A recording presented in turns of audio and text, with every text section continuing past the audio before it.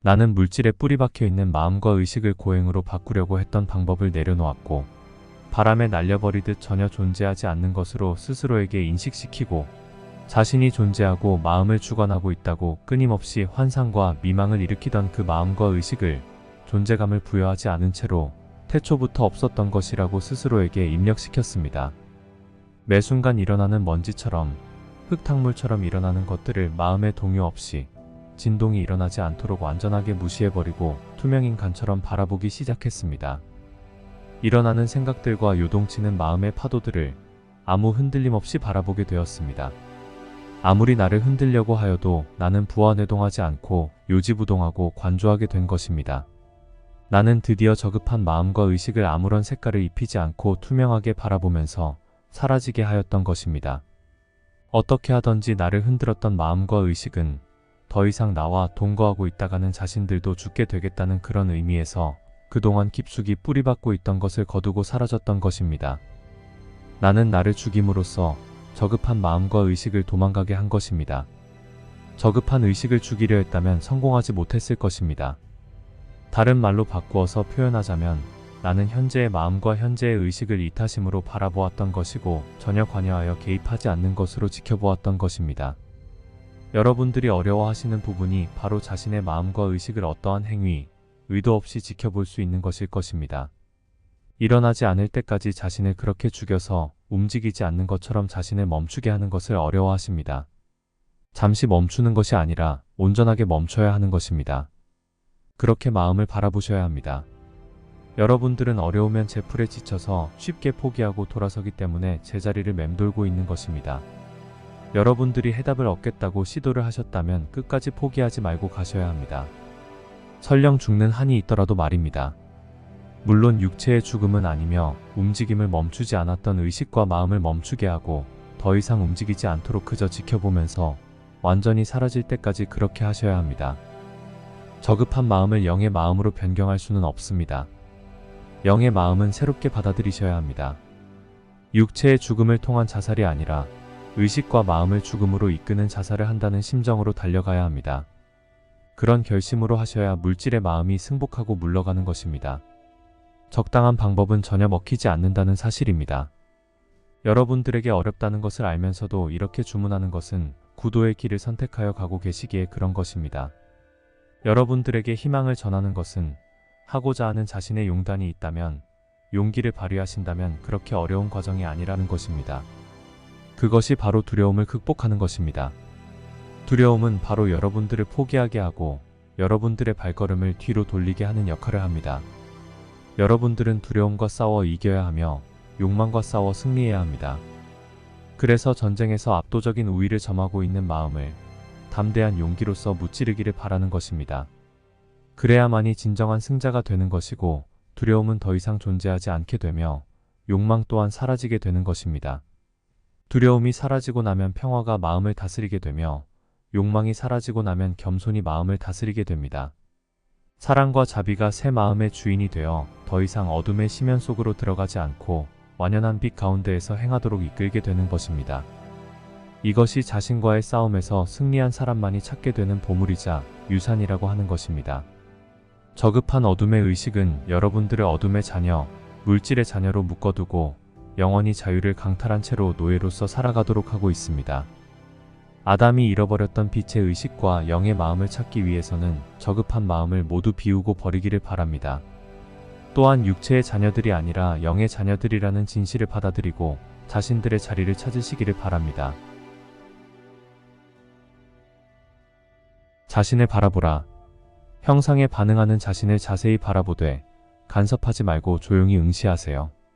일어나는 형상마다 마음의 파도에 흔들리고 미혹되며 몰입하는 자신을 바라보면서 그것도 타인이 자신을 보는 것처럼 그렇게 떨어져서 보라고 하는 것입니다. 그리고 본 것을 어떤 색깔도 덧입히지 말고 그대로 두십시오. 여러분들의 간섭으로 다른 색깔로 변형되지 않게 하십시오. 그렇게 자신의 마음을 객관적으로 타인의 입장으로 서서 보라고 하는 것입니다. 그렇게 훈련을 시작하세요. 여러분들은 자신의 마음을 객관적으로 지켜보신 적이 있으신지요? 그러면 훈련을 통해 그런 과정을 통과하시기 바랍니다. 자, 그런 마음을 살펴보기로 하겠습니다. 여러분들은 아침에 잠에서 깨어 일어나면 마음이 움직이기 시작합니다. 몸은 그저 마음을 이동시켜주는 보조장치에 불과하다는 것을 알겠지요. 이렇게 움직이는 마음은 하루를 자신의 뜻대로 사용하고 또는 입력된 프로그램대로 움직이다. 저녁이 되어 잠자리에 들 때까지 움직임을 멈추지 않습니다. 그러나 마음도 잠이 든 사이에는 이상한 경험들을 하게 됩니다. 바로 꿈이지요. 여러분은 이렇게 하루 종일 움직이는 마음을 지켜보신 적 있으십니까? 이것도 훈련입니다. 스스로이든 입력된 대로이든 움직이는 마음을 바라보시기 바랍니다. 자신의 마음이 어떻게 작동하고 있는지, 어떤 움직임을 하고 있는지 지켜보는 것이 바로 첫 단계의 훈련인 것입니다. 그러면 자신의 마음이 어떤 스케줄을 가지고 움직이고 있는지 동선들이 보이기 시작합니다. 전기 노선을 다니는 자동차나 비행기처럼 움직이는 경우가 있고 또는 택시처럼 상황에 따라 변칙적으로 움직이는 경우도 있으며 응급시에 돌발적으로 상황에 대처하는 움직임도 있습니다. 지켜보는 훈련이 잘 진행되면 슬로우 비디오로 보는 것처럼 자신의 마음이 세세하게 조목조목 단편화되어 보이기 시작합니다. 수많은 프레임으로 나눠진 필름처럼 그렇게 세분화되어 나타나는 마음을 보게 되는 것입니다. 두 번째 단계는 그렇게 펼쳐진 프레임들을 자세히 살펴보는 단계입니다.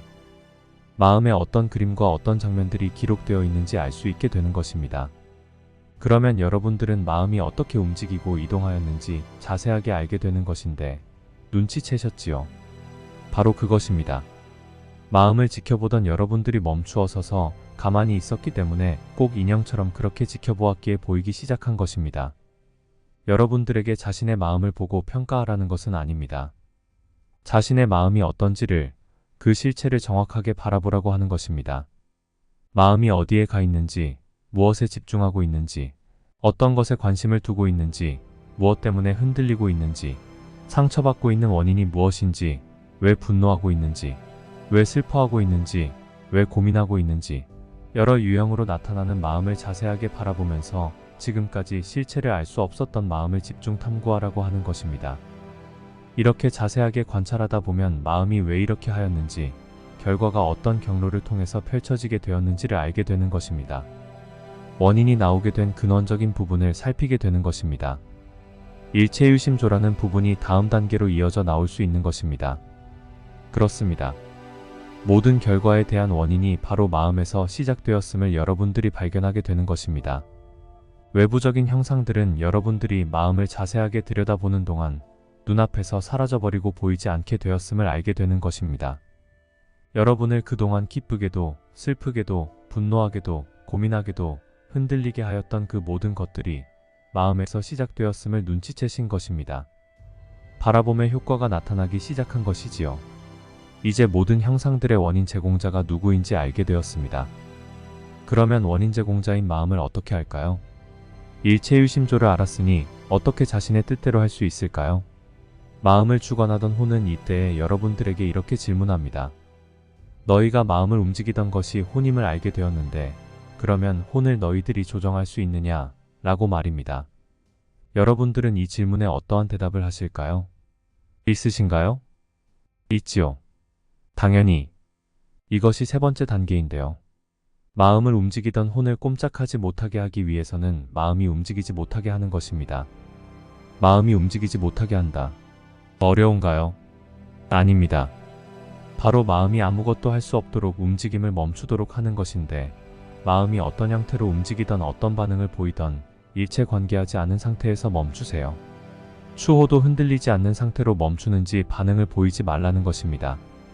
나타나는 형상들에 여러분들이 반응을 보이는 것은 마음의 요구에 따라 움직이는 것입니다. 그러니 어떠한 반응도 보이지 말고 멈추라고 하는 것입니다. 쉽지 않겠지요. 그러나 이것을 극복하는 것이 2단계의 훈련인 것입니다. 외부에 보이는 형상을 뒤쫓는 그 마음들이 이렇게 분리시키고 편가르기를 하고 있는 것입니다. 수많은 역할을 하는 배우가 다른 옷과 다른 분장을 하였다 해서 그 배우의 실체가 아닌 것이 아닌 것처럼 마음을 통하여 펼쳐지는 수많은 현상들과 일들의 중심에는 누가 있는지요? 그 마음을 누가 움직이고 있는지요? 실체를 보신다면 바로 자신 아닙니까? 자신이 모든 것을 그렇게 만들고 그렸다는 것입니다. 마음이 움직이는 것을 멈추게 하기 위해서는 그 실체를 알아야 하고 그것이 자신임을 알았다면 자신이 움직임을 멈추어야 하며 더 이상 마음의 분요가 일어나지 않도록 모두 비워내고 버려야 한다는 것입니다. 이것이 자아를 멈추게 하는 것입니다. 자아를 멈추면 초월 자아가 중심에 서서 평안함을 선사하게 하는 것입니다. 이 초월 자아가 바로 영입니다.